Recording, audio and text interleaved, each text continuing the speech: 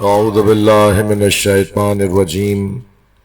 بسم الله الرحمن الرحيم. الحمد لله الذي لا يبلغ مدحته القائلون ولا يحصي نقماءه العادون ولا يعدي حقه المجتهدون، الذي ليس لصفته حد محدود ولا نعت موجود ولا وقت معدود ولا أجل ممدود، فطر الخلائق بقدرته ونشر الرياح برحمته. الصلاة والسلام على الرسول المسدد المصطفى الأمجد المحمود الأحمد، سيدنا ومولانا ومولى الكونين جد الحسن والحسين وعاني أبا القاسم محمد،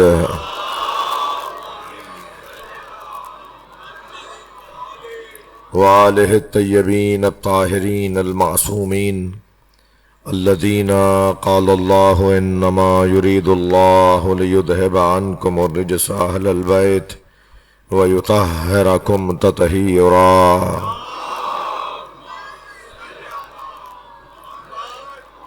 ولعنة الله على أعدائهم أجمعين من يوم عداوتهم إلى قيام يوم الدين. أما بعد، قال الحكيم في قرآن الكريم: بسم الله الرحمن الرحيم.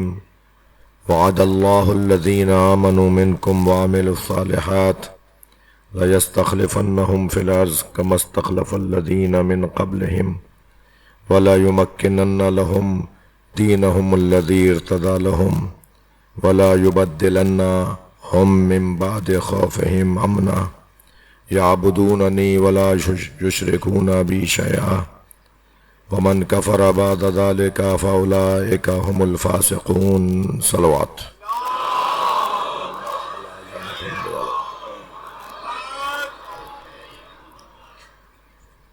برادرم عزیزم جناب عرفان مہدی صاحب اور حضرت علامہ شبیر میثمی صاحب کا حکم ہے، ان کا اصرار ہے، ان کی تاکید مقرر ہے کہ میں آپ کے سامنے یہ بول دوں کہ انشاءاللہ آئندہ سال بھی اس عشرے میں حاضر رہوں گا.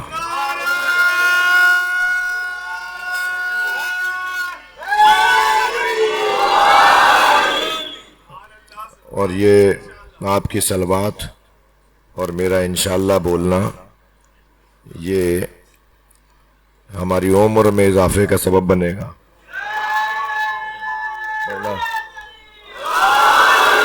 ورنہ تو یہ جو سانس اندر گیا ہے اس کا بھی نہیں پتا یہ واپس آئے گا یا نہیں آئے گا. اللہ آپ سب کو، تمام محبان اہل بیت کو، تمام میرے سنی شیعہ بھائیوں کو، تمام حاضرین کو، تمام خدمت گزاروں کو جنہوں نے ان مجالس کے انعقاد میں اپنا پیشہ ورانہ، اپنا رضاکارانہ، اپنا خالصانہ کردار ادا کیا، جس جس ادارے نے، جس جس شعبے نے، جس جس شخص نے، شخصیت نے، آپ سب نے، مجھ فقیر نے جو حاضری دی، ہم سب کی اس حاضری کو، اس آمد کو، اس موجودگی کو اللہ اپنی بارگاہ میں قبول فرمائے. اور یہ ذکر تو بہرحال آج سے تو ہو نہیں رہا، یہ ذکر تو اس وقت سے ہو رہا ہے جب ابھی حضرت آدم بھی خلق نہیں ہوئے تھے، اور یہ ذکر جنت میں بھی جاری رہے گا. تو یہ ایک عجیب اور منفرد قسم کا ذکر ہے، لہذا اس ذکر کی سالمیت، اس کی حفاظت، اس میں ہمارا کوئی حصہ ڈلے، ورنہ تو یہ ذکر ہمارے ذکر کا محتاج نہیں ہے. جس ذکر کا ذاکر خود اللہ ہو، اذکرونی فاذکرونی اذکرکم، تم میرا ذکر کرو میں تمہارا ذکر کروں. تو پہلے ذکر حسین نے کیا ہے، اور اب قیامت تک اور نہ جانے کب تک اللہ کرے گا. تو یہ ذکر جاری رہے گا. بہت ساری مخلوقات تو ہمیں نظر نہیں آتی، بہت ساری مخلوقات کو تو ہم دیکھ ہی نہیں پاتے، اور ان مجلسوں میں میرے عزیزوں میرا تو اپنا احساس ہے، سال بھر آپ کی خدمت میں رہتا ہوں، میں کہیں باہر سے نہیں آیا، میرے مہمانوں کو اللہ حفاظت سے رکھے۔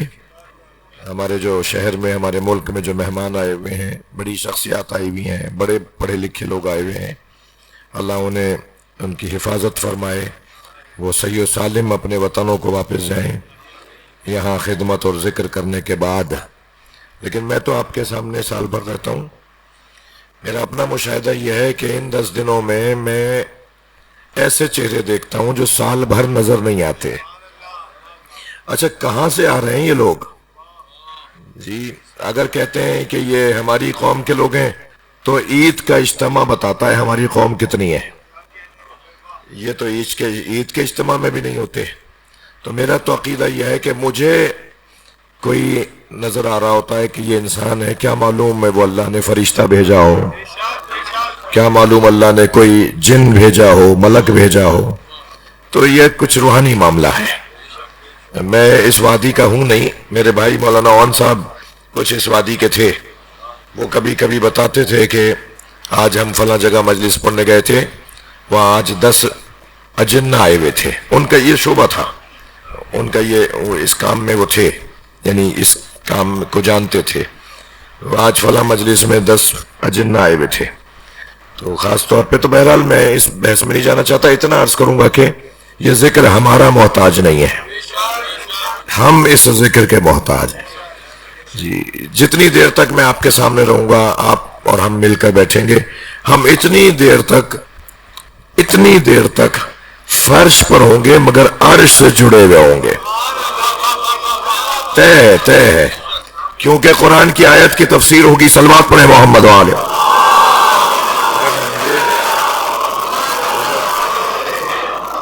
قرآن کی آیت پر غور کر رہے ہیں، اس کی تفسیر سے متعلق نکات پر غور کر رہے ہیں، اور آج اس عزاخانے کی، میرے حصے کی، اس عشرے کی، ان مجالس کی یہ آخری نشست ہے، آخری مجلس ہے۔ ذرا ایک مرتبہ پھر مجھ سے آپ یہ آیت، اس کا ترجمہ سن لیجئے، اور اپنے پورے عشرے کا ایک تتمہ آپ کے سامنے، اپنے دانش میں حسن عشرہ آپ کے سامنے رکھ دو۔ ارشاد ہو رہا ہے، میرے گلے پہ مت جائیے گا، اپنی سماعت پہ جائیے گا۔ اللہ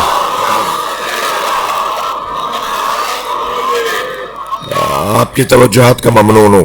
قرآن سورہ مبارکہ مریم، معاف کیجئے گا سورہ مبارکہ نور، آیت نمبر 55، اور اس آیت کے یہ 6 حصے۔ سب سے پہلا حصہ اللہ کا وعدہ نبی کے زمانے کے لوگوں کے ساتھ، دوسرا حصہ اللہ آخری زمانے میں خود اللہ خلیفہ بنائے گا جیسے اس نے پہلے خلیفہ خود بنائے۔ تو اب وہ جو پہلے خلیفہ خود بنائے، تو جو اللہ کے بنائے ہوئے خلیفہ نہیں تھے، خود بنے ہوئے تھے، وہ اس آیت میں اپنے آپ کو نہ ڈھونڈیں۔ ذرا صلوات پڑھیں محمد والے۔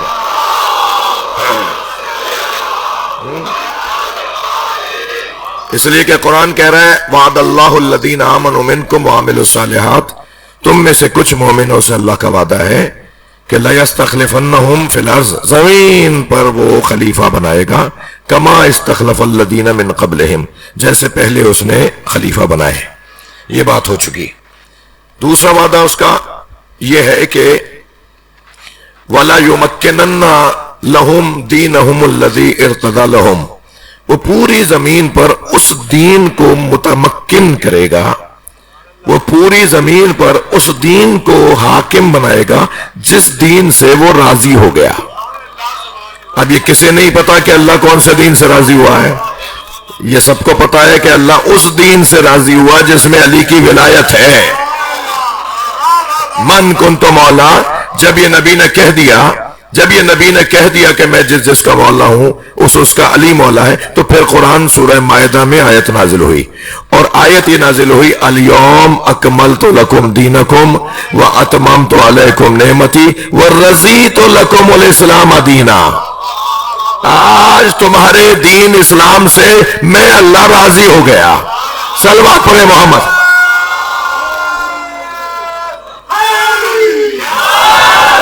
یہ سورہ مبارکہ مائدہ میں پروردگار عالم نے اس دین سے رضایت کا اعلان کیا ہے جس دین میں سرکار مصطفیٰ نے اپنے ہاتھوں پر علی کو بلند کیا اور کہا میں جس کا مولا ہوں اس کا علی مولا ہے.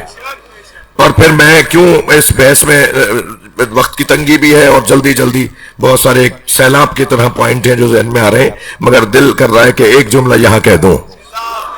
جب سرکار نے مولا علی کو ہاتھوں پہ اٹھا کے کہا میں جس کا مولا ہوں، تھکے ہوئے تو نہیں ہے، میں جس کا مولا ہوں اس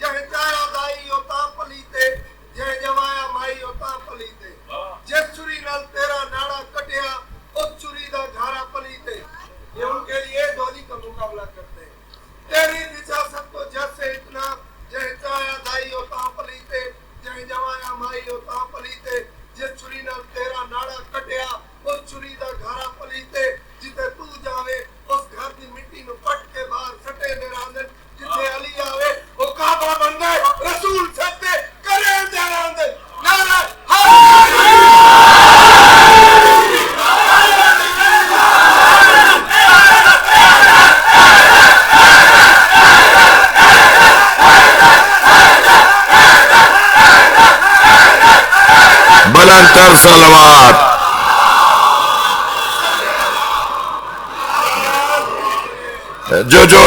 جو ہدیہ میں کرنا چاہ رہا ہوں آپ کو، جب سرکار نے مولا علی کا ہاتھ پکڑ کے کہا جس کا میں مولا ہوں اس کا یہ علی مولا ہے، جب یہ اعلان فرما دیا اور اللہ نے کہا میں اس دین اسلام سے راضی ہو گیا، میں اس دین اسلام سے راضی ہو گیا. اب میں اس بحث میں نہیں جا رہا کہ کس کی خلافت اجماعی ہے، میں نہیں جا رہا، میں واقعی اس بحث میں اس تاریخ کے صفحے پہ نہیں جا رہا کہ کس کی خلافت اجماعی ہے، مگر یہ صفحہ ضرور بتاؤں گا کہ جس کی مولائیت کو ماننے کے لیے 1.25 لاکھ صحابی جمع ہو، اس کی خلافت تو اجماعی ہے. اس سے بڑا اجماع کیا ہوگا؟ یعنی نبی کی رحلت کے بعد جو سقیفہ میں اجماع ہوا، میں دعویٰ کر کے کہتا ہوں غدیر میں اس سے بڑا اجماع ہے، اگر اجماعی ہے. اگر بحث یہی ہے کہ اجماع کی بنیاد پہ مانا جائے، صلوات پڑھیں ذرا محمد و آل محمد. تھکیں گے نہیں، میں کچھ کہنے جا رہا ہوں. اگر بحث یہی کرنی ہے کہ اسے ماننا ہے جس پہ اجماع ہو جائے، تو بتائیے وہ اجماع بڑا تھا یا غدیر کا؟ غدیر کا اجماع سب سے بڑا اجماع، تمام صحابہ کرام، اور صرف صحابی بھی نہیں، حاجی. حج بچانا ہے اپنا، حج کر کے آ رہے ہیں، نور لے کر آ رہے ہیں، حج کا نور لے کر آئے. 1.25 لاکھ کے مجمع میں سرکار نے کہا کہ میں جس کا مولا ہوں علی اس کا مولا ہے. اور پھر کہنے لگے صاحب مولا کے یہ مانا نہیں، وہ مانا نہیں، یہ مانا. یہاں بھی میں آپ کو زیادہ آپ کا وقت نہیں لوں گا، صرف اتنا کہوں گا کچھ بھی مانا نکالنا چاہو نکالو، مبارکباد کا مانا بتاؤ. اگر غدیر کے میدان میں سارے صحابیوں نے علی کو مبارکباد دی ہے تو مولا کے مانا کچھ بھی نکالو، مبارکباد کا مولا کیا ہے، مانا کیا ہے؟ مبارکباد کا تو ایک ہی مانا ہے کہ اس سے پہلے تم یہ نہیں تھے جو اب ہو گئے ہو. صلوات پڑھیں محمد و آل محمد.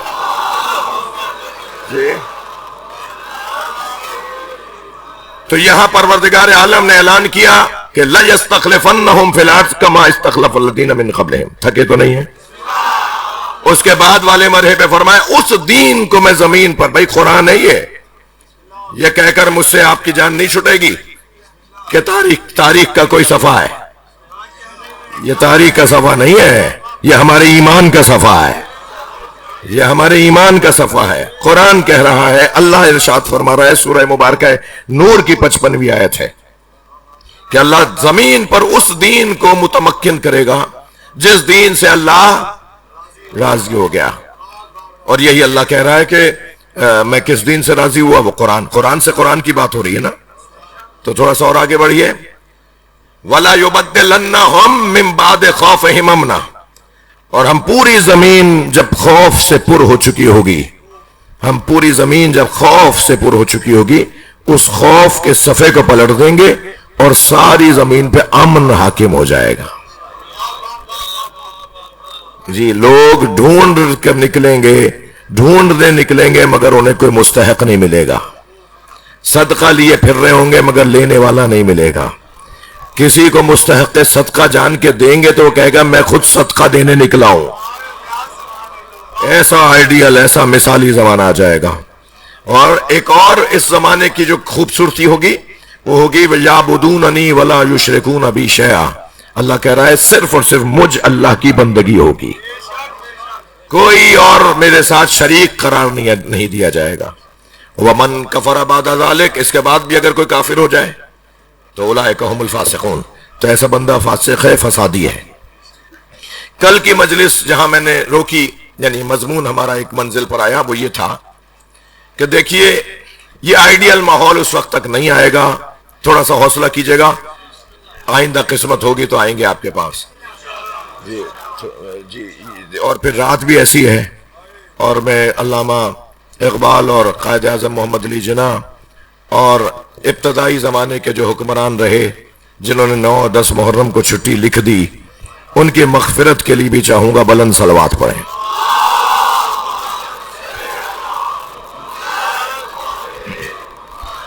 اور یہ عبادت کا موقع انہوں نے دے دیا اور آپ کو اور مجھے آسانی فراہم کر دی۔ اب بہرحال زیادہ تر تو لوگ بہرحال ذکر اہل بیت میں مصروف ہیں۔ آج بھی میرے سنی بھائی تشریف فرمائے ہیں، مختلف اقوام کے لوگ تشریف فرمائے ہیں، آپ سب کی سلامتی کے لیے بلند صلوات۔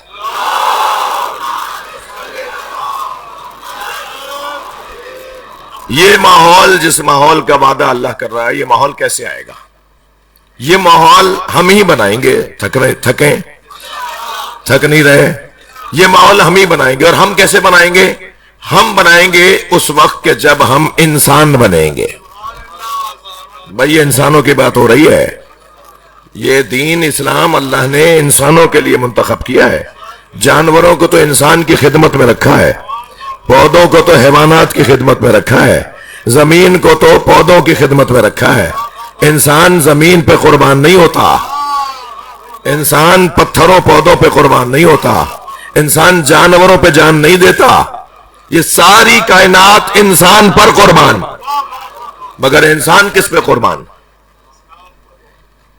انسان جس پر قربان ہو وہ انسان سے بڑا ہونا، ورنہ تو ہلاکت ہے۔ صلوات پڑھیں محمد وعلیہ۔ اپنے سے کم تر پر قربان ہونا ہلاکت ہے، اپنے سے بالا تر پہ قربان ہونا شہادت ہے۔ جی جتنی بھی مخلوقات ہیں نا، وہ جب اپنے سے بالا تر پہ قربان ہو رہی ہیں تو وہ اس مخلوق کی شہادت ہے۔ میں اور لفظوں کو دوہرا لیتا ہوں، پودے قربان ہوں گے حیوانوں پر، مقصد حیات نباتات، مقصد حیات نباتات یہ ہے کہ وہ حیوانات پہ قربان ہو جائے، اور مقصد حیات حیوانات یہ ہے کہ وہ انسان پر قربان ہو جائے۔ مگر انسان کس پہ قربان ہوگا؟ میں بہت دیر نہیں لگانا چاہتا، نتیجہ دے رہا ہوں۔ انسان میں بھی سب سے بڑا انسان حسین۔ اگر امام حسین کسی پہ قربان ہو رہے ہیں تو مان لو وہ حسین سے افضل ہے، ورنہ امام حسین اس پہ قربان کیوں رہے ہیں؟ اور بتا دوں حسین کس پہ قربان ہو رہے ہیں؟ حسین قربان ہو رہے ہیں اللہ پر۔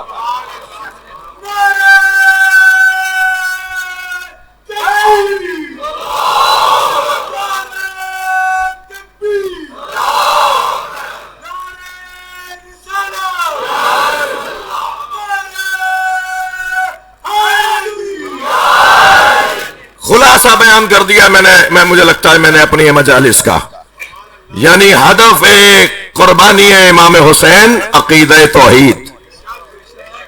غلط فہمی میں آپ ہی میں سے ہوں، تو جہاں سوال ذہن میں آئے گا وہیں میں الجھن بھی بچوں کی دور کرتا چلوں۔ جب میں کہتا ہوں نا کہ عقیدہ توحید پر حسین قربان ہوئے تو میرے ذہن میں اپنی نماز آتی ہے، اس نماز پہ قربان ہو گئے امام۔ میں اپنی نماز کو سوچتا ہوں اور کہتا ہوں اس نماز پہ قربان ہوئے، جس میں 50 خیالات میرے ذہن میں آ رہے ہوتے ہیں۔ کچھ یاد نہ آ رہا ہو تو نماز شروع کر دیں، یاد آنا شروع ہو جائے گا. یہ ہے ہماری نماز. اس نماز پہ حسین قربان. ہماری نماز پہ حسین قربان نہیں ہوئے. ہماری نماز تو ہمارے حساب سے ہے بھائی. اگر ایک صف کے اندر 1000 ایک جماعت میں 1000 نمازی کھڑا ہے نا، 1000 نمازیں ہو رہی ہیں، وہ ایک نماز نہیں ہو رہی. اس لیے کہ ہر ایک کی عبادت اس کی معرفت کے مطابق ہے. جس کی جیسی معرفت ہوگی ایسی ہی اس کی عبادت ہوگی. ہر ایک کی عبادت ہی علیحدہ ہے. اسی بنیاد پہ کہا گیا ہے کہ الاعمال بالنیات، العامل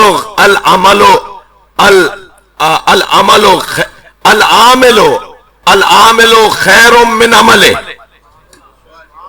العامل، حدیث سنائیے میں نے آپ کو، العامل خیر من عملہ. ہر عامل اپنے عمل سے افضل ہے. تو بھائی یہ کون لے آیا تھا یہ والی بات کہ حسین افضل ہے یا نماز؟ تم اپنی نماز کا مقایسہ حسین سے کر رہے ہو. جی یہ بحث ہی غلط ہے. ہر ایک کی نماز، تھک رہے ہیں آپ، ہر ایک کی نماز اس کے مطابق ہے.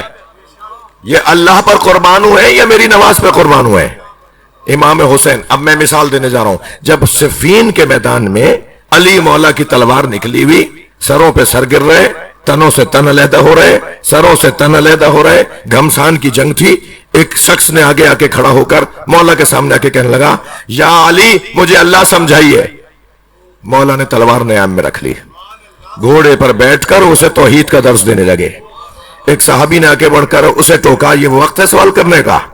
اور مولا سے ہاتھ جوڑ کر کہا، مولا بعد میں اسے اللہ سمجھا دیجیے گا. حضرت نے فرمایا، ہم جنگی اللہ کی وجہ سے لڑ رہے ہیں.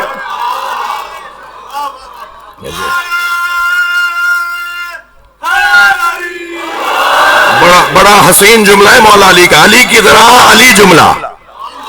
ہاں مولا علی کی طرح علی جملہ سنا رہا ہوں. صفین کے میدان میں مولا علی کا جملہ. مولا فرماتے ہیں، اگر شام والوں نے مجھے شام والوں نے اللہ کو پہچان لیا ہوتا تو مجھ سے جنگ ہی نہ کرتے. صلوات پڑھے محمد و آل محمد. بات بہت روشن ہے. کیا ہو رہا ہے، کیا کریں کہ وہ آئیڈیل ماحول سامنے آ جائے؟ ہمیں اپنے آپ کو انسان ثابت کرنا ہوگا.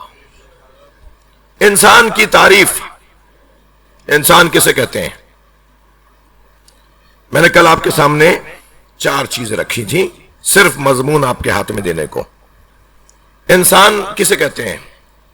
انسان لغت کی بحث پہلے سن لیجئے چلیں. لغت میں انسان انس کے خاندان سے ہے یا نسیان کے خاندان سے ہے؟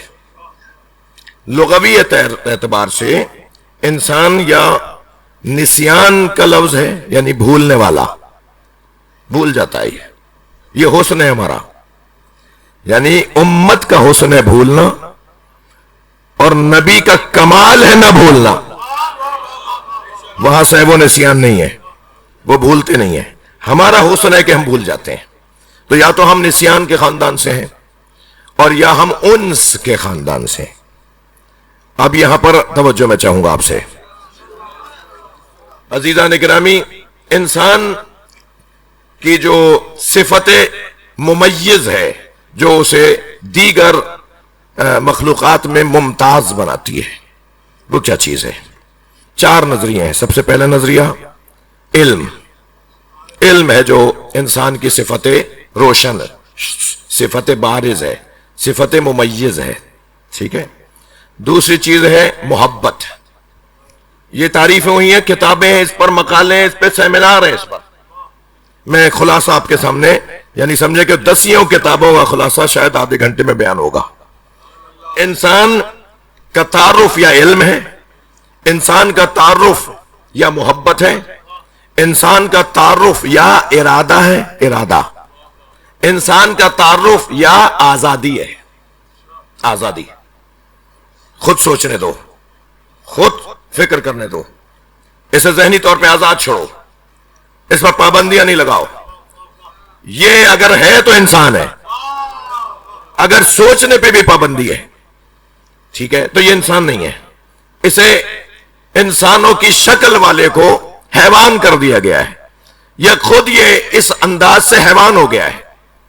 اب یہ جو چار چیزیں ہیں نا، میں جلدی جلدی عرض کرتا ہوں، میں نے سوچا تھا کہ ذرا 2-3 مجلسوں میں تفصیل سے ہر ایک موضوع پر بات ہو، لیکن میں جلدی جلدی آپ کی خدمت میں عرض کر رہا ہوں۔ اگر انسان علم سے جڑا ہوا انسان کا تعارف، یعنی علم کے ساتھ اس کا تعارف ہے، تو اس کا مطلب یہ ہوا کہ جس نے زیادہ سے زیادہ کلاسیں پڑھی ہیں وہ زیادہ بڑا انسان ہے، جس نے ایک کلاس بھی نہیں پڑھی وہ انسان ہی نہیں ہے، جو اسکول گیا ہے، کالج گیا ہے، یونیورسٹی گیا ہے، وہ بڑا انسان ہے، اور جو ایک دن بھی مکتب نہیں گیا پھر تو وہ انسان ہی نہیں ہونا چاہیے۔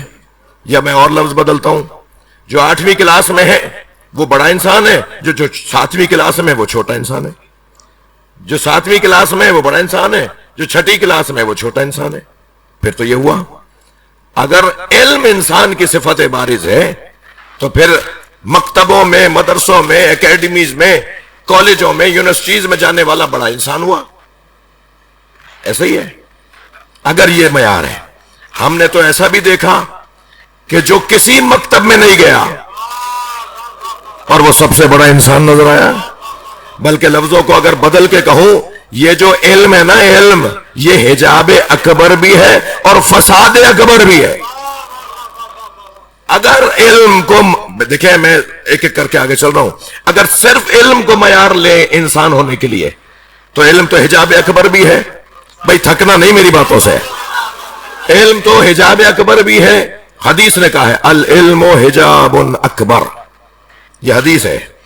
علم فساد اکبر بھی ہے، تو علم معیار نہیں ہے۔ بھائی علم تو فرشتوں کے پاس کم تھا کیا؟ کم علم تھا فرشتوں کے پاس۔ آپ کے گھر میں جو آپ کے کمپیوٹر رکھا ہے اس کے پاس معلومات کم ہے، شاید مجھ سے زیادہ اس کے پاس معلومات ہے۔ یہ کیا بات ہوئی کہ جس کے پاس علم ہو، اصطلاحیں ہو، جس کے پاس کتابوں کی جو ہے وہ معلومات ہو، نظریات کی معلومات ہو، وہ بہت بڑا عالم ہے۔ علم معیار انسانیت نہیں ہے۔ تھوڑا سا اور آگے بڑھیے، محبت کو معیار انسانیت قرار دے دیں تو عزیزان گرامی، اگر محبت کو معیار انسانیت قرار دیں تو یہاں محبت تو اس سے بھی ہو جاتی ہے جس سے محبت کرنے کے بعد ندامت ہوتی ہے۔ کتنے ہی محبت کرنے والے دنیا میں آپ کو ملیں گے جو خودکشیاں کر رہے ہیں، کتنے ہی محبت کرنے والے آپ کو ملیں گے جو بندگلیوں کا شکار ہیں۔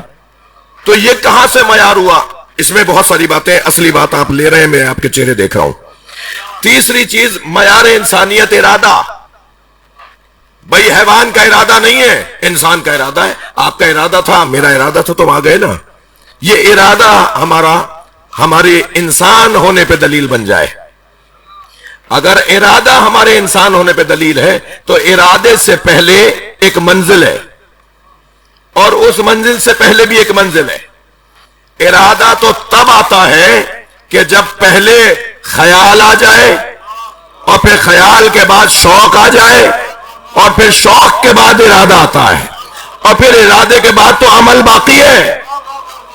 صرف ارادہ تو مجلس میں نہیں لے کر آیا۔ صلوات پڑھے محمد و آل محمد۔ سب سے پہلی منزل ہے فکر، خیال، سوچ جب شدید ہو جاتی ہے تو شوق بن جاتی ہے۔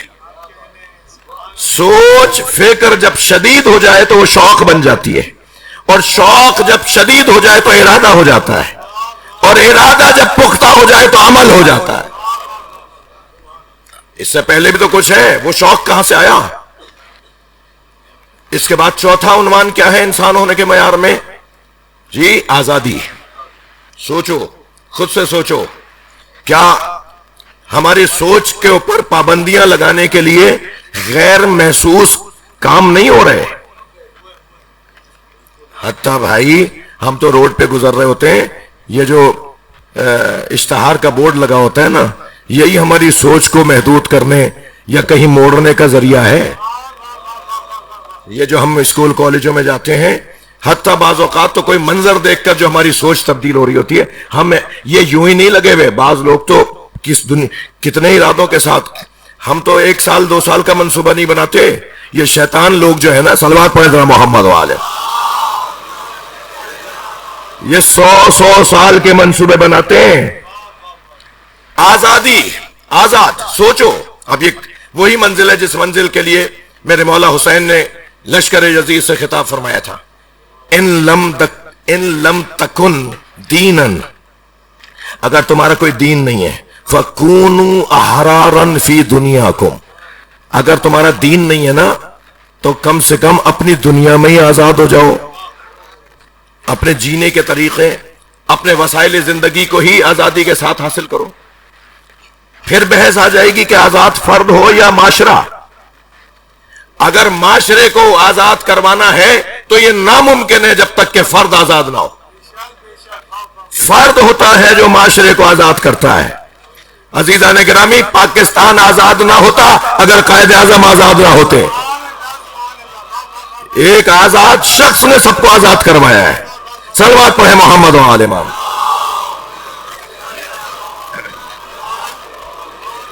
یہ جو سوچ میں اپنا اختیار چلے ہمارا، ہم اپنی پسند سے سوچیں، ہم اپنی مرضی سے سوچیں. چاروں چیزیں رکھ دو اس کے سامنے.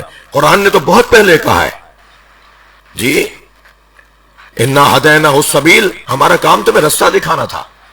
زبردستی علی ولی اللہ پڑھوایا ہے کیا اللہ نے؟ زبردستی محمد رسول اللہ پڑھوایا ہے کیا اللہ نے؟ لا الہ الا اللہ اللہ نے زبردستی پڑھوایا ہے کیا؟ بتا دیا کہ یہ توحید ہے. یہ سب سے اچھا انسان جسے میں محمد کہتا ہوں، یہ سب سے باکمال انسان جسے میں علی کہتا ہوں. اب تم اسے دیکھ لو، تمہاری مرضی ہے، مانو یا نہ مانو. یہ جو سوچ کی آزادی ہے. صلوات پڑھیں محمد والے.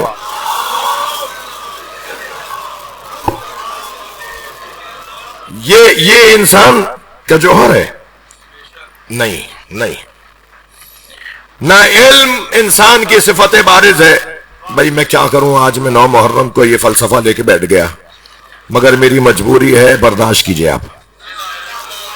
علم انسان کا صفت بارز نہیں ہے، محبت صفت بارز نہیں ہے، ارادہ انسان کی شناخت نہیں ہے، آزادی انسان کی شناخت نہیں ہے. انسان کی شناخت عقل ہے.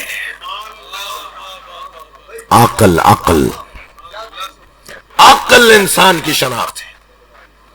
یہ نہ پودوں میں ہے، نہ پتھروں میں ہے، نہ یہ حیوانوں میں ہے. وہاں صرف اور صرف خواہشات پائی جاتی ہیں. میں لفظوں کو اور بہتر کرتا ہوں. انسان میں یعنی ہم میں 2 جذبے پائے جاتے ہیں، خواہش اور کنٹرول خواہش. خواہش اور خواہشات کا تسلط جسے عقل کہا جاتا ہے. آپ مارکیٹ میں جاتے ہیں، شاپنگ مال میں جاتے ہیں، ہر چیز اچھی لگتی ہے نا، عقل اجازت دیتی ہے. دل و دماغ تو کہتا ہے یہ بھی لے لو، یہ بھی لے لو، یہ بھی لے لو، اور عقل بار بار کہتی ہے یہ نہیں لینا، وہ نہیں لینا. بس وہ جو چیز ہمیں کنٹرول کر رہی ہوتی ہے وہی انسانیت، اور اسے عقل کہا جاتا ہے. اب عقل کیا ہے؟ کون بتائے گا جو خود عقل ہو؟ میں ایک مجلس میں کہہ چکا ہوں، سرکار دو جہاں کے بارے میں اللہ نے حدیث کے اندر نبی کا تعارف کروایا. اول ما خلق اللہ نوری، سرکار نے فرمایا سب سے پہلے اللہ نے مجھ مصطفیٰ کے نور کو بنایا. صفحہ پلٹا تو حدیث نظر آئی اول ما خلق اللہ العقل، اللہ نے سب سے پہلے عقل کو خلق کیا. صفحہ پلٹا تو حدیث توجہ ہے، صفحہ پلٹا تو حدیث نظر آئی اول ما خلق اللہ القلم، اللہ نے سب سے پہلے قلم کو خلق کیا. میں نبی کی بارگاہ میں ہاتھ جوڑ کے کہوں یا رسول اللہ، عقل پہلے بنی، آپ کا نور پہلے بنا یا قلم پہلے بنا؟ عجب نہیں، نبی کی آواز آئے یہ قلم، یہ عقل اور یہ میرا نور علیحدہ کب ہے؟ میرا نور ہی قلم پروردگار ہے، اور اللہ نے جو عقل بنائی ہے وہ میں محمد مصطفیٰ ہوں. پھر گھوم کے آ گئے سرکار کی خدمت میں. عشق مصطفیٰ کا مارا یہ انسان ایسا وجود بن کے سامنے آتا ہے جسے علی کہتے ہیں. عشق مصطفیٰ کا ہارا یہ انسان، عشق مصطفیٰ کا سجا ہوا یہ انسان ایسا انسان بن کر آتا ہے جسے حسین کہتے ہیں. بس کسی طرح عشق مصطفیٰ سے سرشار ہو جائے تو پھر کربلائیں بسنا شروع ہو جاتے ہیں. اور یہ وہ نقطہ ہے کہ جو ہمیں عروج پر لے جا سکتا ہے، وہ ہے عقل کا استعمال. پیاس فطرت ہے یا نہیں؟ ہاں بولو، ہاں یا نہ بولو. پیاس فطرت ہے یا نہیں؟ بھوک فطرت ہے یا نہیں؟ جنسی تسکین فطرت ہے یا نہیں؟ جس کے نہیں ہوتی اسے علاج کروانا ہوتا ہے. جنسی تسکین فطرت. ہر فطرت جب بے لگام ہونے لگے تو اس کی لگام کو عقل کہا جاتا ہے. بھائی پیاس فطرت ہے تو جو چاہے پی لے، بھوک فطرت ہے جو چاہے کھا لے، جنسی تسکین فطرت ہے تو کچھ بھی گناہ کر لیا جائے فوراً عقل کا پہرا آنا شروع ہو جاتا ہے. یہ کھاؤ گے تو یہ ہو جائے گا، وہ پیو گے تو یہ ہو جائے گا، وہاں جا کر گناہ کرو گے تو یہ. اگر تمہیں اپنے جنسی تسکین چاہیے تو ہم تمہیں حلال رستے دے رہے ہیں. وہ عقل ہمیں گویا انسان کے معیار کو اور کیفیت کو روشن کر رہی ہوتی ہے. عقل کی تعریف سن لیجئے اور پھر آج کی مجلس میں مجھے اجازت دے دیجئے. میرے معصوم امام جعفر صادق علیہ السلام سے سوال ہو گیا، مولا فرمائے مل عقل، مولا عقل کیا ہے؟ عقل کیا ہے؟ حضرت فرمایا العقل ما عبدا بہ الرحمن وقت سبا بہ الجنان. عقل وہ ہے جس سے رحمان کی بندگی ہو اور چھپی ہوئی منزلوں تک رسائی ہو. اللہ کرے میری بات گئی ہو. عقل کی تعریف میرے معصوم امام نے فرمائی جس سے اللہ کی بندگی ہو اور چھپی ہوئی منزلوں سے مقتصبہ بہ الجنان، جنتوں کو حاصل کرنے کا کیا مطلب ہے؟ جنت تو ایک ہی ہے بھائی، یہ اتنی ساری جنت یہاں لغوی معنی میں ہے. مقتصبہ بہ الجنان یعنی چھپی ہوئی چیزیں، خوبصورت چیزیں جو ہمیں نظر نہیں آ رہی ہیں. جن کو بھی جن اسی لیے کہتے ہیں چھپی ہوئی مخلوق ہے. جنین جو ماں کے شکم میں بچہ ہوتا ہے اسے بھی جنین اس لیے کہتے ہیں چھپی ہوئی مخلوق ہے. مجنون کو بھی مجنون اس لیے کہتے ہیں جس کی عقل چھپ گئی ہو. ایسے ہی جنت بھی اس خوبصورت جگہ کو کہتے ہیں جو نظر نہیں آ رہی. اب یہاں معصوم ارشاد فرما رہے ہیں کہ عقل جس سے رحمان کی بندگی ہو اور چھپی ہوئی خوبصورت چیزوں تک رسائی ہو. اب ہمیں تو پتہ ہی نہیں کہ آج اگر میں نے عقل کا استعمال کیا تو کل کیا چھپی ہوئی چیز سامنے آئے گی جو انتہائی خوبصورت ہوگی، جسے پانے کے بعد اندازہ ہوگا اگر میں نے عقل سے کام نہ لیا ہوتا تو میں اس منزل پہ ہی نہ پہنچتا.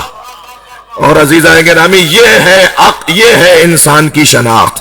نہ یہ پتھروں میں ہے، نہ یہ پودوں میں ہے، نہ یہ حیوانوں میں ہے، یہ صرف حتیٰ یہ جنوں میں بھی نہیں ہے، حتیٰ یہ فرشتوں میں بھی یہ کیفیت نہیں ہے. یہ ممتاز بناتی ہے کیفیت انسان کو جس کی بنیاد پر وہ منزلوں کو طے کرتا ہے. اور منزلوں کو طے کرنے کے لیے اللہ نے جو یہ صلاحیت دی ہے، اس کے بعد پھر ہم جب اپنے آپ پر آ جائیں گے، اپنے کنٹرول میں آ جائیں گے، اپنی گویا کہہ لیجئے کہ اختیار میں آ جائیں گے، تو پھر وہ زمانہ آنے لگے گا جو زمانہ اللہ نے وعدہ کیا ہے کہ میں اس زمین پر اس دین کو حاکم کروں گا جس دین کو میں نے پہلے ہی تمہارے لیے منتخب، مصطفیٰ، منقی، مصفا اور مرتضی بنا دیا ہے. اور یہ جو کربلا کی یاد ہے نا، یہ جو کربلا کی یاد ہے، یہ ہمیں در حقیقت بار بار مرکز پہ لوٹانے کی یاد ہے. بھول مت جانا اپنا پتہ مت بھول جانا. تم کون ہو؟ تم انسان خلق کیے گئے ہو. تمہاری انسانیت کو محفوظ رکھنے کے لیے ہم نے ایک قصہ زمین پر، ایک واقعہ زمین پر گزار دیا ہے. اس واقعے کو دہراتے رہو تاکہ تم پلٹ کر اپنی منزل پہ آتے رہو. کربلا کی یاد میری ضرورت ہے. کیسے ممکن ہے کہ کوئی مولا عباس کی وفاداری پہ روتا ہو اور خود بے وفا ہو جائے؟ کیسے ممکن ہے کوئی رشتوں پر روتا ہو کہ کربلا میں امام حسین نے سارے رشتے جمع کیے ہیں، جتنے بھی میرے اور آپ کے رشتے بن سکتے ہیں نا. بہنیں ہیں ہمارے ہاں، بھائی ہیں ہمارے ہاں، بہنوں کے بچے ہیں، بھانجیاں، بھائیوں کے بچے ہیں، بھتیجے بھتیجیاں، ایسا ہی ہے، ماں ہے، اولاد ہے. یہ جتنے بھی رشتے ہیں، کزنس ہیں، جتنے رشتے بھی میرے اور آپ کے بنتے ہیں نا، کوئی ایک رشتہ نہیں ملے گا جسے کربلا میں حسین نہ لائے ہو. سارے رشتوں کو کربلا میں لے آئے. ایک ماں نہیں تھی فاطمہ زہرا، ان کی جگہ جناب فضہ کو لے کر آ گئے. سارا گھرانہ جناب فضہ، کنیز جناب زہرا، جناب فاطمہ زہرا کی کنیز جناب فضہ کو سارا گھرانہ، امام حسین، جناب زینب، سب کہتے ہیں اماں اماں. کیا وفادار کنیز تھی جناب زہرا کی کہ بی بی کے بچے بھی ماں بول رہے ہیں. اور ان بچوں کو، سارے بچوں کو جناب فضہ نے اپنی گود میں پالا ہے. ماں کا درجہ ہے جناب فضہ کا. کبھی کوئی موقع ہو، بڑی عظمت والی بیوی ہے. 20 سال تک قرآن میں بات کی ہے انہوں نے. جو بھی بولتی تھی نا آیت بولتی تھی. مکالمہ گھر میں ہو رہا ہے، کوئی حضرت سے بات کر رہا ہے بی بی فضہ سے، تو جواب میں قرآن کی آیت سناتی تھی. جب کسی نے کہا آپ قرآن اتنا یاد ہے آپ کو، آپ گفتگو میں قرآن بولتی ہیں، تو کہنے لگی یہ تو فاطمہ کے علم کا ایک ذرہ ہے جو میں نے فاطمہ زہرا سے سیکھا ہے. اجرکم اللہ. کربلا میں سارے رشتے حسین لے آئے. کربلا میں امام حسین کے بھانجے بھی قربان ہو رہے ہیں. اون محمد. کربلا میں امام حسین کے بھتیجے بھی قربان ہو رہے ہیں. جی حضرت قاسم، حضرت عبداللہ شاہ غازی کے پردادا، حضرت عبداللہ ابن مسلم، یہ حضرت عبداللہ ابن حسن، حضرت قاسم کے بھائی. اور ایک بھائی تو حضرت قاسم کا وہ تھا کہ جب امام حسین کے گلے پہ خنجر چل رہا تھا تو روایت اور مقتل کہتا ہے کہ ایک بچہ خیموں سے دوڑتا ہوا نکلا اور اس کے پیچھے پیچھے بیویاں نکلی اور اسے آوازیں دیتی رہ گئیں، مگر وہ اپنے چچا پہ جا کے گر گیا. وہ حضرت امام حسین پہ جا کے گر گیا. وہ حضرت امام حسن، حضرت قاسم کا بھائی ہے. اور جب ظالم نے، شمر نے خنجر چلایا تو پہلے اس بچے کی انگلیاں کٹی ہیں. یہ مقتل کا منظر بھی ہے. اور آج تو شب عاشور ہے نا، آج تو 9 محرم ہے. آج تو ساری رات ہم روتے رہے نا تو کم ہے. آج ساری رات عزاداری کی رات ہے. مگر میں آپ سب سے ہاتھ جوڑ کے کہوں گا کہ آپ کل عاشور کا دن جب گزاریں گے نا، جلوس میں، ماتم میں، عزاداری میں، تو تھکنے کے بعد شام غریبہ کے بعد سو نہ جائیے گا، اس لیے کہ وہ زینب کے جاگنے کی رات ہے. اجرکم اللہ، اجرکم اللہ. کچھ کیجئے گا ضرور. اس رات کے اعمال ہیں، اس رات کی عبادات ہیں. قرآن پڑھ لیجئے گا، تسبیح پڑھ لیجئے گا، کوئی نوحہ پڑھ لیجئے گا، کہیں بیٹھ کر آپس میں مرثیہ پڑھ لیجئے گا. مگر اس رات میں جاگیے گا، علی کی بیٹی جاگ رہی ہے. ایک جلی ہوئی لکڑی اٹھا کر سارے بچوں کو لا لا کے ایک جگہ جمع کیا اور پھر جلے ہوئے خیموں کے درمیان چکر کاٹتی رہی. خبردار کوئی قریب نہ آنے پائے.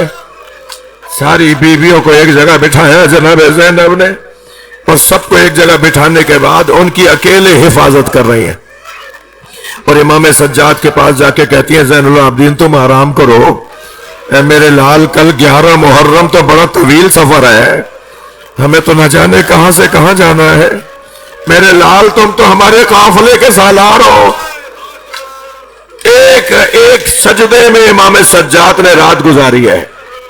ایک سجدے میں امام سجاد نے رات گزاری ہے. اور جناب زینب جلی ہوئی چوب کی لکڑی لے کر، ایک جلی ہوئی لکڑی لے کر، ایک جلی ہوئی چوب لے کر جناب زینب خیموں کے گرد، یعنی جلے ہوئے خیموں کے گرد، کہ اچانک سامنے سے گھوڑ سوار آتے دیکھا.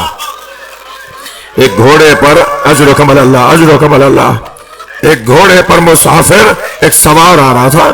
تو پہلے تو دور سے آواز لگے گا، کہا اے سوار جہاں ہے وہیں رک جا، جہاں ہے وہیں رک جا، ہمارے سارے مرد مارے جا چکے ہیں، ہمارا ایک جوان مرد باقی رہا ہے، وہ بھی بیمار ہے. مگر رونے والوں وہ سوار بڑھتا چلا گیا. اجرکم اللہ، اجرکم اللہ. جو جہاں بیٹھا ہے اپنی آواز کو آزاد کرے گا، جس کے مذہب میں رونا جائز ہے تکلف نہ کرے. وہ سوار آگے بڑھتا رہا اور बीबी बार बार आवाज देती रही जहां है वहीं रुक जा, मगर वो जब रुका नहीं, करीब आया, तो मेरी बीबी ने कमर में पटका बांधा और एक मर्तबा घोड़े की लगाम को जाके पकड़ा और कहा मैं अब्बास की बहन ज़ैनब हो, और आवाज देकर कहा मैं अली की बेटी ज़ैनब हो। एक मर्तबा सवार ने लकाब हटाई तो जनाब ज़ैनब को बाबा अली नजर आया। बेटियों को बाप इस हालत में मिले, बेटियों को बाप इस हालत में मिले, बेटियों वाले मजलिस सुन रहे हैं, बाबा से लिपट गई, बाबा मेरा भाई मारा गया, बाबा मेरे बच्चे मारे गए, बाबा मेरा अली अकबर मारा गया। अजरुकम अल्लाह। शाहिद नकवी साहब ने तो ऐसा मरसिया लिख दिया जिसका पहला मिसरा है, अब आए हो बाबा, अब आए हो बाबा। रोने वालों ये क्या हो रहा है, अली अब क्यों आए हैं? उस वक्त मेरी ज़ैनब का इम्तहान था, मेरे हुसैन का इम्तहान था। जब इम्तहान हो रहा होता है मदद को कोई नहीं आता, वो इम्तहान की जगह होती है। खूब मिलकर बहन की है, बाबा मेरा सब कुछ लुट गया। कहा ज़ैनब तेरा बाबा तुझे देख रहा है, मैं ये चाह नहीं रहा था कि ये मसाए पढ़ूं, मगर आपकी आंखों में आंसू देखकर मेरा दिल कह रहा है कि शबे 11 मुहर्रम एक लम्हा और रुक जाइए। अगरचे आज शबे आशूर की मजलिस है, मगर कल का दिन जो गुजर के रात आएगी ना, उस रात का एक मंजर और सुन लीजिए। जनाबे ज़ैनब और इमाम सज्जाद रावी हैं कि हम बच्चों के साथ बैठे थे कि अचानक आसमान से एक महमिल उतरी, एक महमिल आसमान से उतरी, उसमें से 5 नूर निकले और उन 5 नूरों में एक नूर ऐसा था जिसके गिर्द 4 नूरों ने हल्का बनाया हुआ था, और वो 5 नूर हुसैन के पामाल लाशे पे गए और बहुत देर तक हुसैन के लाशे के गिर्द वो नूर रहे, और उसके बाद वो दोबारा महमिलों में बैठे और महमिल आसमान पे चली गई। जब किसी ने मेरे छठे इमाम से पूछा ना मौला ये क्या था, फरमाया मेरी दादी ज़हरा, हजरत हव्वा, हजरत मरियम, हजरत सारा, हजरत हाजरा हमारी दादी ज़हरा के साथ पुरसा देने आई थी। ये सारी बीबियां अपने बच्चे का लाशा देख रहे। अजरुकम अल्लाह, अजरुकम अल्लाह। थके नहीं अज़ादारों, रात रोने की रात, गिरिया हो गया, मजलिस हो गई।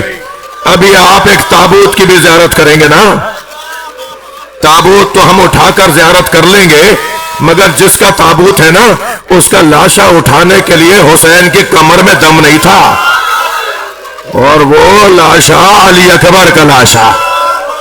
अजरुकम अल्लाह, अजरुकम अल्लाह। अल्लाह इन आवाजों पे रहमत नाज़िल फरमाए। बार बार आके कहते हैं बाबा, फरमाया तकद्दम वलदी, जाओ मेरे लाल जाके बाबा के नजरिए पे, बाबा के दीन पर अपनी जान कुर्बान कर दो। हजरत अली अकबर को बाबा हुसैन, मौला हुसैन ने तैयार किया, अपने हाथों से इमामा लगाया, अपने हाथों से तलवार हिमायल की, और फिर जब तैयार कर लिया फरमाया जाओ जाके माँ बहनों से इजाजत लो। रोने वालों, वाहिद शहीद करबला है जिसे इमाम हुसैन ने बीबियों के पास भेजा है। और हजरत अली अकबर भी खेमों के दरमियान जाके खड़े हो गए और आवाज दिया, अस्सलामु अलैकुन्ना या ज़ैनब, या जारियत फिज़ा, या सकीना, या उम्मा लैला, या उम्मा रबाब। और ये कहकर फौरन का हाज़ा सलाम सलामुल आखिर, ये अली अकबर का आखिरी सलाम है। जैसे ही कहा ना ये अली अकबर का आखिरी सलाम है, चीखें बुलंद हो गई, बीबियों के रोने की आवाजें बुलंद हो गई। एक बड़े खेमे में हजरत अली अकबर को ले गए, कोई बाजू थाम कर बात कर रहा है, कोई शाने पे सर रखकर बात कर रहा है, कोई पुष्प पर सर रखकर बात कर रहा है, कोई इस माथे का बोसा दे रहा है। अल्लामा ज़ीशान अदर जवादी कहते हैं एक बीबी थी जो दामन नहीं छोड़ रही थी, और फिर खुद ज़ीशान साहब कहते हैं वो यकीनन कोई छोटी बीबी होगी जो आवाजें दे दे के कह रही थी इरहम गुरबतना। अजरुकम अल्लाह, अजरुकम अल्लाह। अल्लाह इन आवाज, अभी मैंने मसाए भी नहीं पढ़े, ابھی میں نے مسائل بھی نہیں پڑھے، آوازیں آنے لگیں الوداع الوداع، ایسے رخصت کیا علی اکبر کو جیسے بھرے گھر سے جوان کی میت اٹھ رہی ہو۔ امام نے اپنے بچے کو رخصت کیا، گھوڑے پر بیٹھ کر حضرت علی اکبر روانہ ہوئے۔ تھکیں گے نہیں، تھکیں گے نہیں۔ ایک مرتبہ ان کے کان میں آواز آئی جیسے کوئی پیچھے دوڑتا آ رہا ہے۔ اب جو مڑ کے دیکھا، بوڑھا با، مہلن مہلا یا بنیا، اے میرے لال آہستہ جاؤ۔ اتر آئے گھوڑے سے، بابا آپ نے تو رخصت دے دی تھی۔ فرمایا کاش تمہارے تم جیسا جوان بیٹا ہوتا اور میں ایسے مرنے کی اجازت دیتا۔ امام نے کیسے بچے کو روانہ کیا۔ جب آگے گئے، کچھ پہلوانوں کو فنار کیا تو نہ جانے کیا خیال آیا امام حسین کو۔ فوراً جناب فضہ کو آواز دے کر کہا، اماں ام لیلہ سے جا کے کہو، علی اکبر کی ماں سے جا کے کہو، ماں کی دعا کا تو اثر ہی کچھ اور ہے۔ ام لیلہ دعا کرے ایک مرتبہ اور علی اکبر کو دیکھ لو۔ حضرت ام لیلہ خیمے میں گئی، سر پہ قرآن لیا، مناجات پڑھنا شروع کی۔ اے یعقوب سے یوسف کو ملانے والے، میرا یوسف بھی مجھے ایک بار دکھا دے۔ ابھی حضرت ام لیلہ کی دعا مکمل نہیں ہوئی تھی کہ تکبیر کی آواز آئی۔ بس آخری منزل لے لیجئے، تکبیر کی آواز آئی اور آواز علی اکبر کی تھی۔ بی بی خیمے کے در پہ جا کے کھڑی ہوئی تو کیا دیکھا، بیٹا بابا سے پانی مانگ رہا ہے۔ حضرت علی اکبر امام حسین سے کہہ رہے، بابا چند گھونٹ پانی کے ہوتے تو میں دشمن کو بتاتا میں کون ہوں۔ عزادارو کون پانی مانگ رہا ہے؟ بیٹا، وہ بھی علی اکبر، وہ بھی شبیہ مصطفیٰ۔ اور کس سے مانگ رہا ہے؟ جس کے پاس پانی نہیں ہے۔ 3 سال کی عمر تھی حضرت علی اکبر کی۔ امام حسین مسجد نبوی میں عبادت کر رہے تھے، برابر میں آ کے بیٹھ گئے حضرت علی اکبر۔ جیسے ہی امام کی نماز مکمل ہوئی، مڑ کے دیکھا، بچے کی پیشانی کا بوسہ لیا۔ علی اکبر کچھ کہنا چاہ رہے ہو؟ بابا انگور چاہیے، بابا مجھے انگور کھانے ہیں۔ سیرت کی کتابوں میں لکھا ہے انگوروں کا موسم نہیں تھا۔ میرے مولا نے کہا علی اکبر تم کچھ مانگو اور تمہارا بابا نہ دے، یہ کہہ کے مسجد کے ستون کو ہاتھ مارا، ستون مسجد کو ہاتھ مارا، ستون مسجد سے انگوروں کا خوشہ گرا۔ اٹھا کے کہا علی اکبر جاؤ، تمہارے بابا نے تمہیں معجزے سے انگور دلوا دیے، تم کچھ مانگو اور نہ دے بابا۔ جو 3 سالہ علی اکبر کو معجزے سے انگور دے رہا ہو، وہ کڑیل جوان پانی مانگنے پر آواز دی علی اکبر نانا سیراب کریں گے۔ علی اکبر کو رخصت کیا، بس آخری جملے۔ ابھی علی اکبر جا رہے ہیں، وہاں ماں کی بے چینی دیکھنے کی ہے۔ جاتے ہوئے پیاسے علی اکبر نے مڑ کے دیکھا تو شاعر نے اسے 4 مصروں میں نظم کیا ہے۔ شاعر کہتا ہے شدت پیاس سے اکبر نے پلٹ کر دیکھا۔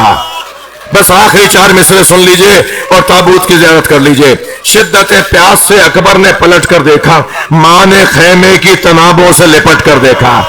کتنی مجبور تھی ساقی کوثر کی بہو، خالی مشکیزہ کئی بار الٹ کر شاید اس میں سے چند قطرے پانی لے آئے۔ علی اکبر جاؤ، تمہارے نانا سرا ماتم حسین۔